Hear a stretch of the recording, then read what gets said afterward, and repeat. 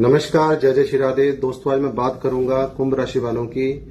कुंभ राशि में एक योग बन रहा है, दो ग्रह एक साथ मिल रहे हैं, यानी कि मंगल और राहु। राहु पहले से ही कुंभ राशि में बैठे हैं और ऊपर से मंगल देव आ जाएंगे 23 फरवरी 2026 को, और 2 अप्रैल 2026 तक यह मंगल और राहु की युति बनी रहेगी। इसको हम कहते हैं अंगारक दोष।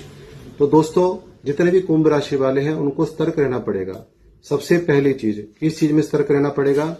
पहले भाव में आपके यह योग बन रहा है, युति हो रही है, तो पहला भाव व्यक्ति के शरीर का होता है, तो आपको कोई भी शरीर कष्ट आ सकता है। आप विशेष करके यदि कोई ब्लड से संबंधित कोई समस्या आती है, कोई बीपी हाई होना, लो होना, तो आप बिल्कुल भी लापरवाही ना करें, चिकित्सक को दिखाएं। नंबर 2, आपकी यही दोनों ग्रह सप्तम भाव को देखेंगे, यानी कि दाम्पत्य जीवन में कोई संकट आने की संभावना बनती है, कलह क्लेश की संभावना बनती है। इसमें सतर्क रहें।